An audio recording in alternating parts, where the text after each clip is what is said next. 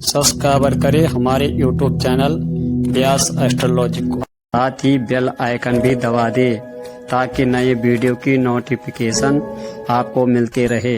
दोस्तों, स्वागत है व्यास एस्ट्रोलॉजी चैनल में। जानते हैं क्या कहते हैं आज आपकी राशियां, कैसे रहेगा आपका दिन। शुरुआत करते हैं आज की राशियों से। आज हम बात करते हैं मिथुन राशि, मिथुन मासिक राशिफल फरवरी का। स्वास्थ्य की दृष्टि से देखें तो यह महीना स्वास्थ्य की दृष्टि से थोड़ा कमज़ोर रहने की संभावना है, क्योंकि आपकी राशि के स्वामी बुध महाराज महीने की शुरुआत में अष्टम भाव में अस्त अवस्था में शुक्र, सूर्य और मंगल के साथ विराजमान रहेंगे और सप्तम भाव में और दसम भाव के स्वामी बृहस्पति महाराज बकरी अवस्था में आपकी ही राशि के पूरे महीने विराजमान रहेंगे, जिससे शारीरिक समस्या आपको पीड़ित कर सकती है और आपके परेशानी भी बढ़ सकती है। छठे भाव के स्वामी मंगल महाराज महीने की शुरुआत में अष्टम भाव में उच्च अवस्था में होंगे, जो रक्त में से जुड़ी समस्या, किसी भी दुर्घटना आदि की स्थिति उत्पन्न कर सकता है। इसलिए आपको इन सभी के प्रति सतर्क बरतनी होंगे। महीने के उत्तरांत में सूर्य, मंगल, बुध और शुक्र आपके नौवां भाव राहु के साथ विराजमान होंगे और उन पर बकरी बृहस्पति की दृष्टि भी होंगे, जिसके परिणाम स्वरूप आपके पिताजी की स्वास्थ्य समस्या बढ़ सकती है और आपको भी उनके प्रति समस्या के कारण मानसिक चिंताएं होने की स्थिति बनेगी। इसलिए आप उनका भी ध्यान रखें और अपने स्वास्थ्य पर भी ध्यान बनाए रखें। जोड़ों में दर्द, पेटों से जुड़ी समस्या और रक्तों से जुड़ी समस्या आपको परेशान कर सकती है। त्वचा संबंधित एलर्जी भी हो सकती है। इन सभी के प्रति सावधानी बरतें।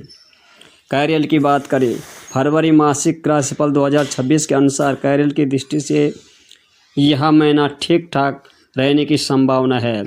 दसम भाव में पूरे महीने शनि महाराज विराजमान रहेंगे, जो आपको लगातार मेहनत करने के लिए प्रेरित करते रहेंगे। वही दसम भाव के स्वामी बृहस्पति बकरी अवस्था में पूरे महीने आपके प्रथम भाव में विराजमान रहेंगे, जो आपकी बुद्धि को लगातार मेहनत करने के लिए प्रोत्साहित करेगा।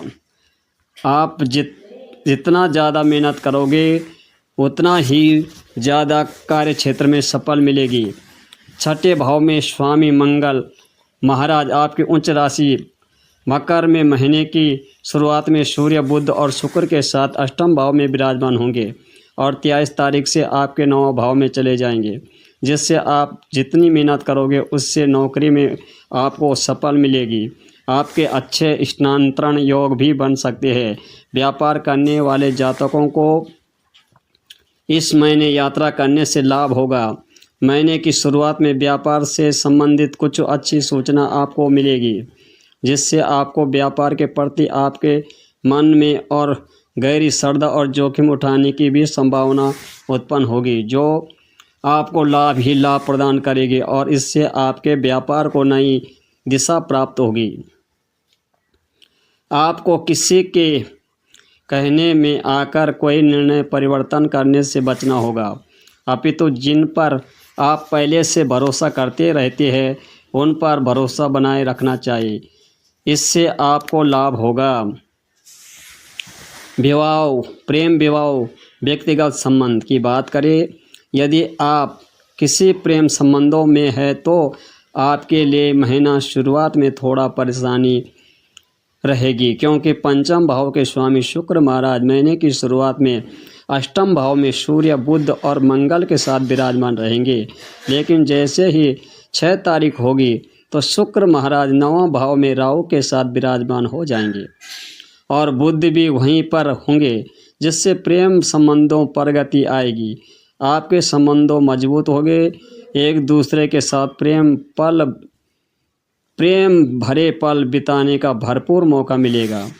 आप अपने प्रियतमों के साथ लंबी यात्रा पर जाएंगे, एक दूसरे को समय देंगे, जिससे आपके प्रेम में मजबूती के साथ साथ एक दूसरे के साथ रहने की उत्पत्ति होगी। यदि आपके रिश्ते को और बेहतरीन बनाएगा विवाहिक जातकों की बात करें तो सप्तम भाव के स्वामी बृहस्पति महाराज पूरे महीने आपके प्रथम भाव में बैठकर वक्री दृष्टि से आपके सप्तम भाव को देखेगी, जिससे वैवाहिक संबंध तो ठीक रहेगा।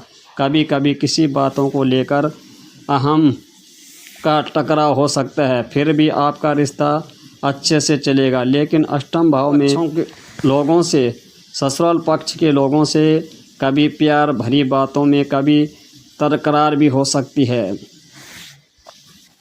इसलिए अपने रिश्ते पर ध्यान दें।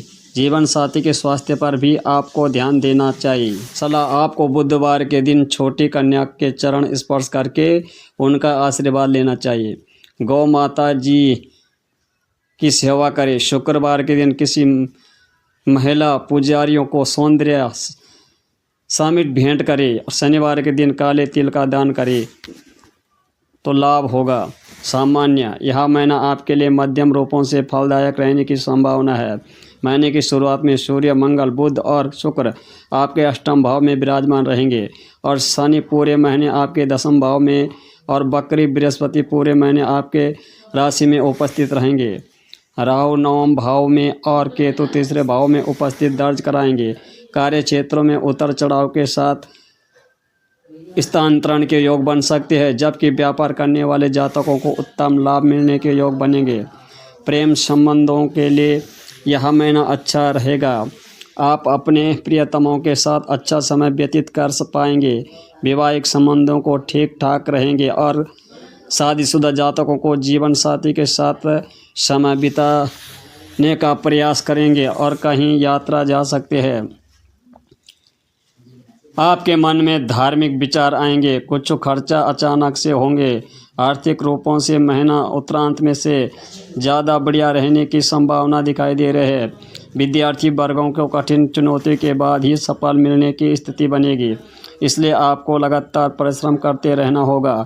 महीने की शुरुआत स्वास्थ्य की दृष्टि से अच्छा नहीं कहे जा सकता, इसलिए आपको अपने स्वास्थ्य पर विशेष रूपों से ध्यान देने की आवश्यकता होगी। इस महीने की शुरुआत में विदेश जाने की योग बन सकते हैं। अवांछित यात्राओं से बचें, क्योंकि इससे शारीरिक क्षति और धन खर्च हो सकता है। वाहन सावधानीपूर्वक चलाएं, अन्यथा समस्या हो सकती है। वित्त, यदि आपकी आर्थिक स्थिति को देखा जाए तो महीने की शुरुआत थोड़ी कमज़ोर रहेगी, क्योंकि चार ग्रह आपके अष्टम भाव में बैठे होंगे जो आपसे खर्चा कराएंगे, लेकिन इन्हीं ग्रहों के कारण अचानक से धन प्राप्ति के योग भी बनेंगे। फिर भी आपको कहीं भी धन निवेश करने से पहले कई बार सोचना होगा कि कहीं धन की हानि कहीं हो न जाए। लेकिन 3 तारीख से बुध और 6 तारीख से शुक्र के 9 भाव में चले जाने से इन समस्याओं में कमी आएगी और उनके पीछे 13 तारीख को सूर्य और 13 तारीख को मंगल भी आपके 9 भाव में आ जाएंगे। इसी महीने से उत्तरायण के 5 ग्रहों का प्रभाव 9 भाव पर होने से आपकी यात्रा बढ़ेगी। व्यापार से संबंधित यात्रा लाभदायक साबित होगा। नौकरी में स्थानांतरण होगा, लेकिन अच्छी पदोन्नति होने के योग बन सकते हैं। आपके खर्चे तो रहेंगे, लेकिन आपकी आमदनी में धीरे धीरे बढ़ोतरी होने की स्थिति बन सकती है। संपत्ति से संबंधित लाभ होने के योग बनेंगे। यदि आपके पास कोई संपत्ति है जिसे आप बेचना चाहते हैं तो इस दौरान आपके क्रिया हो जाने से आपको धन प्राप्ति के योग बन सकते हैं। यदि आपको शेयर बाजार में कुछ निवेश करना है तो महीने की शुरुआत में इसमें गिरावट आ सकती है, लेकिन महीने के उत्तरांत में इसे निवेश से आपको उत्तम धन लाभ की स्थिति बन सकती है। मित्र एवं परिवार, यह महीना पारिवारिक तौर पर मध्यम रहने की संभावना दिखाई देती है। महीने की शुरुआत में मंगल, सूर्य, बुध और शुक्र इन 4 ग्रहों की दृष्टि आपके दूसरे भाव पर रहेगी और चतुर्थ भाव पर पूरे महीने शनि महाराज की दृष्टि रहेगी तथा 23 तारीख को 9 भाव में आकर मंगल भी आपके चतुर्थ भाव में देखेंगे। वहीं चतुर्थ भाव के स्वामी बुध महाराज महीने की शुरुआत में सूर्य, मंगल और शुक्र के साथ अष्टम भाव में और 3 तारीख से आपके 9वें भाव में आ जाएंगे, जिससे आपके कुछ राज्य योग जैसे परिणाम भी मिलेंगे, जिससे परिवार की आर्थिक स्थिति सुधरेगी। परिवार में आपसी सामंजस्य बेहतरीन होगा। कुछ बातों को लेकर मतभेद आवश्यकता हो सकती है, लेकिन साथ ही मिलाकर आप लोग जिन्हें साथ मिलकर आप लोग निपटने का प्रयास करेंगे और इससे पारिवारिक समस्या बेहतरीन होगी। परिवार के लोगों में प्रेम की भावना रहेगी, लेकिन सूर्य और मंगल के प्रभाव बीच बीच में कुछ समस्या दे सकते हैं और आपसी खींचतानी भी हो सकती है। इसके बावजूद बुध और शुक्र प्रभाव आपस में प्रेम को बढ़ाएगा। आपकी राशि में वक्री बृहस्पति के कारण आपको थोड़ा सा संतुलित रवैया अपनाना होगा।